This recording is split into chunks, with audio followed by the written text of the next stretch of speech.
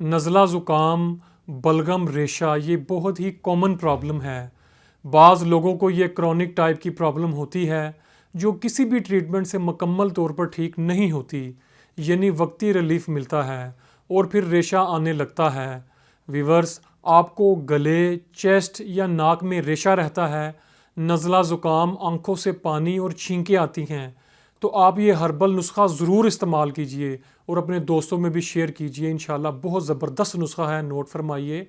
آملہ خشک 25 گرام، ہلیلہ سیاہ 25 گرام، سنا مکی 25 گرام، استخدوس 25 گرام، مغز بادام 50 گرام، مغز خشخاش 50 گرام، ان تمام چیزوں کو گرینڈ کر کے مناسب وزن میں شہد ایڈ کر لیں اور اس کا پیسٹ بنا لیں۔ صبح اور شام ½ ٹی اسپون آپ اس کو یوز کریں۔ بہن بھائیوں، اس کے علاوہ بھی آپ کو کوئی پرابلم ہے تو آپ مجھ سے رابطہ کر سکتے ہیں، مل سکتے ہیں۔ میں اپنے کلینک پر موجود ہوتا ہوں۔ مجھے اجازت دیجیے، اللہ حافظ۔